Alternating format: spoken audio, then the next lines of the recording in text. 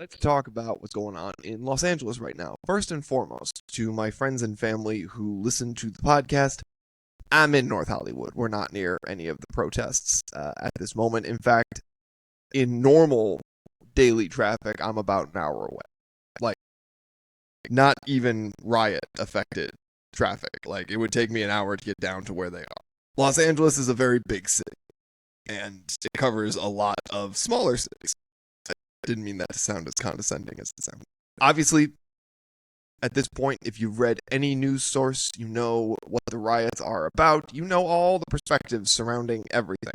I'm not going to comment on anything terribly political on this because everybody's got strong opinions on them. And quite frankly, a lot of the opinions have not just valid points, but they have strong points in their favor. It's not a great look to have cops in riot gear. It's not a great look to have cop cars on fire. You have a right to not only speak your mind, but you have a right to protest. Now, peacefully assemble and protest is part of that, but peacefully assemble doesn't mean you have to sit there quietly and be like, I don't like that. No, you are allowed to scream, point, yell, hold signs, call people names, speak your mind, whatever.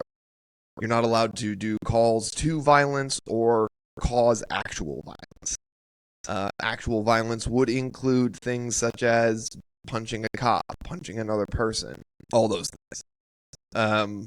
Certain areas have put a ban on wearing masks at protests. That's certainly controversial. I happen to agree with it simply because when you're wearing a mask, if somebody walks into a bank and they're wearing a mask, it's a disquieting feeling. And it certainly feels as though they're going to do something.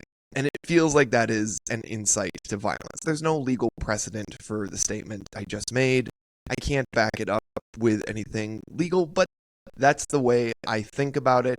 You don't have to agree with me, and certainly many people won't agree with me. The city of Los Angeles has a big problem. It is what is called a sanctuary city. Whether or not you agree with the idea of sanctuary cities isn't the point. Being a sanctuary city puts you in a bit of a tenuous position. You have essentially said to the federal government that we understand that you have an area of the law where you are in charge. We are not going to assist you in any way, shape, or form.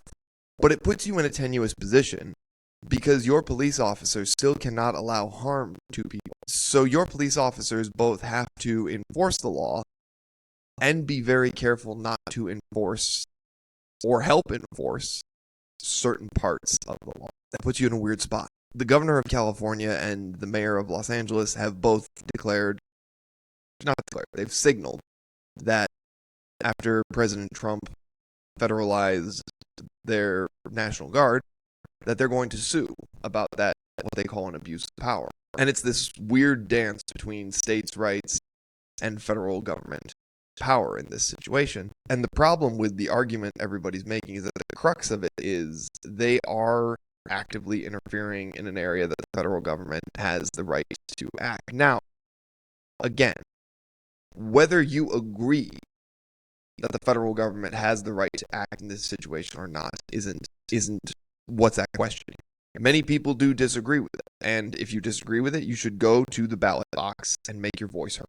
You should go to a protest and make your voice heard. But once starts lighting on fire, that is a signal that things are not in control.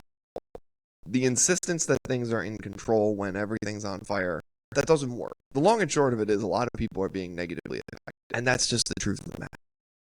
At the end of the day, these protests are now swamped in political messaging to the point that we don't even know we know what the original point of the protest was, but it's lost now in this political jockeying between Los Angeles and between California and between the federal government. And the argument is essentially becoming, all this authoritarianism is now, this is fascism at our doorstep. People, look in a history book and decide for yourself if you think this meets the definition of fascism. I'm not going to tell you what to think. I'm just going to tell you what I think. And I think when you look at the history of fascism, I think we're pretty far away from that. You would say, and oh, well, the Supreme Court is a captive Supreme Court. Well, it is and it isn't, right? The Supreme Court has made decisions both for and against the Trump administration. It made decisions both for and against the Biden administration. You can't argue that this is a captive court. It's very difficult to make that argument. And even if it is a captive court, is the entire judiciary system captive? That's the other question. Now, the federal government is taking a position that they don't like activist judges, but I was in law school 6 years ago, and in law school we were complaining about activist judges on the bench. It's not a new argument. None of these are new arguments. I would just caution everybody to, it's now Monday morning. It's been 3 days. All parties need to step back and take a break. I would say to the protesters, unfortunately, your message has been heard, but unfortunately, it's not going to change what has already happened. The raids have been carried out. There have been 45 plus arrests, according to the latest reporting I saw from CNN. If they are illegal immigrants, unfortunately, they will be deported. That is an unfortunate reality of the situation. And it's not illegal immigration. It's not a matter of if they're nice people, if they were working hard, etc., etc. It's a matter of they broke a law when they came here initially, or they skipped it. Worse yet, they broke a law. They had a court date, and they were allowed to be in the country pending that court date. They skipped the court date, just outright didn't show up.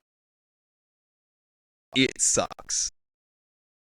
It sucks a lot. That's not an easy position to be in. I don't envy anyone who was in such a bad position in their home country that they felt they had to get to the border of the United States, and they saw a line to try and get in. It was too long, and they jumped the border to get in. Like, it is not an enviable position to be in. There is a humanitarian cost to that, and I understand that. But at the same time, it's not the position of the U.S. government that you can just do that. It's not the position of any government that you can just do that. Canada's not a big fan of that. Switzerland's not a big fan of that. England's really not a big fan of that. They do have a lot of asylum seekers. Europe has a lot of asylum seekers, but of course, a lot of European countries are now saying, hey, we can't do anymore. Like, we're closing our borders. If you have a border, you're allowed to close it. It may not be fair, it may not be right, and it may not alleviate the situation in the other country. And you may say, well, we should be alleviating the situation in the other country. But I look around North Hollywood, I see plenty of people who are homeless who really could use the help that would go to the other country anyway. If this has seemed long-winded and confusing and rambling, it's because the issue is long-winded and confusing and rambling. There's not an easy solution to where we are right now. And it only gets worse when we start throwing punches at each other. Look, when this is related to the sovereign citizen bit I did last podcast and the podcast before and this one right now. When it comes to police officers, they are doing their job and they do not have discretion. That includes federal police officers. If they're executing a search warrant, which these officers were, there isn't a lot of discretion in what they're doing. They're not judges. They're not lawyers. They have a job to do, and they have to execute that. The arguments get made in the court. The hard part is, I get it, you don't trust the court system, but that doesn't change that that's where the argument gets done. And if this issue and this podcast has seemed long-winded and rambling and confusing, like I said, the issue is long-winded, rambling, and confusing. Both sides are jockeying for position, and unfortunately, a lot of the jockeying is simply political, and the humans are getting forgotten in the mix of it. Stop lighting things on fire.